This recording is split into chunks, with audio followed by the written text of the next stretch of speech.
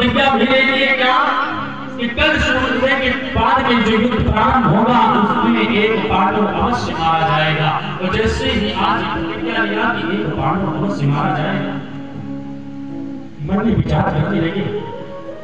सबसे पहले ये प्रतिज्ञा से तीनों लोगों की स्वामी जो कृष्ण कन्हैया उनके कानों में सुनी।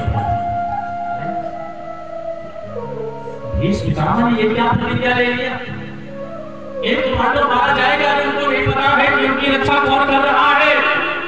लेकिन भीष्म की प्रतिज्ञा कभी झूठी नहीं होती है।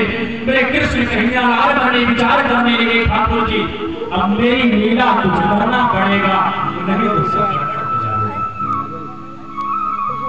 प्रतिज्ञा हमने सुना कभी झूठी नहीं होती। अगर एक भी पांडव मर गया तो मेरा रहना व्यर्थ हो जाएगा। आदरणीय सूर्य जी सौदा का 88,000 ऋषि बताना प्रारंभ कर दिया। भगवान इधर से उधर दौड़ गए। आप जरा विचार करो, जिनके चरणों में हम लोग दौड़ते हैं, आज वो पांचों पांडवों की रक्षा करने के लिए उनके ही महलों में दौड़ रहा है।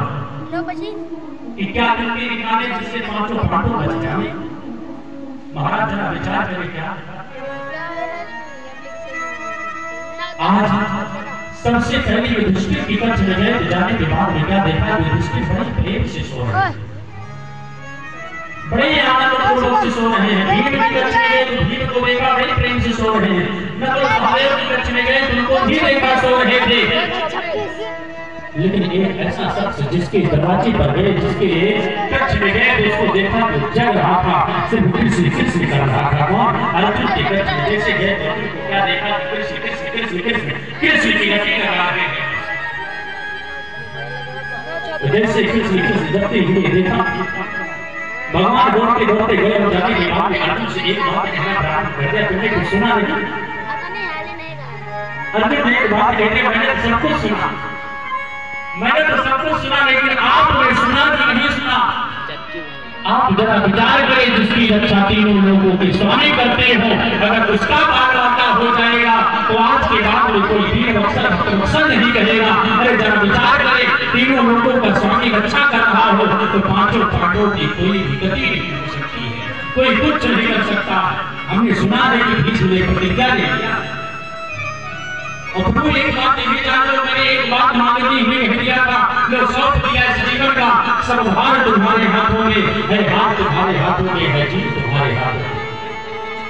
जो कुछ होगा सुनाम को करना पड़ेगा। अब मेरे कृष्ण कन्हैया मन में विचार करने लगे, मित्र सत्य होंगे, सोचा नहीं आपके बिना कुछ हो नहीं सकता, उसको करना पड़ेगा ना।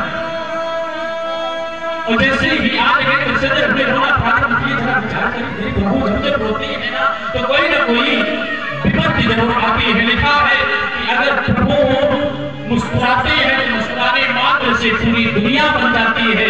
तो अगर मेरे प्रभु थोड़ा सा क्रोधहीन होते हैं तो लिखा फिर भी विलास विश्व जय हुई, वे पूरा विश्व जय कर देती है।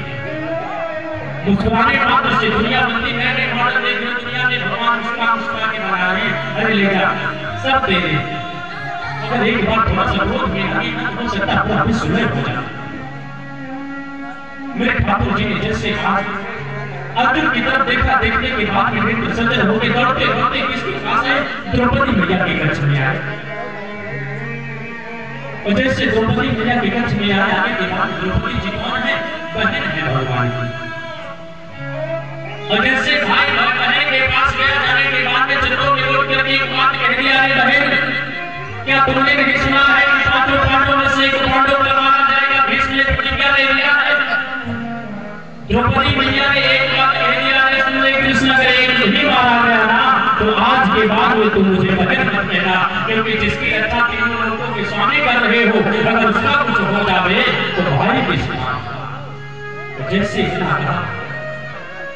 सिर्फ सुनते रहे, एक बात भगवान ने कह दिया, अगर कुछ बचाना चाहती, अपने भाइयों को बचाना चाहती हो तो मेरे साथ में एक काम करना पड़ेगा, एक काम कर दो। द्रौपदी मैया ने कहा कौन सा काम है, बताओ क्या करना पड़ेगा। कहा आप मेरे साथ में सिर्फ भीष्म पितामह की कच्छ तक चले चलो। और अगर आप कच्छ तक पहुंच गए तो हो सकता है कि पूरा काम बन जाए, नहीं तो एक पांडव अवश्य मारा जाएगा। तो जैसे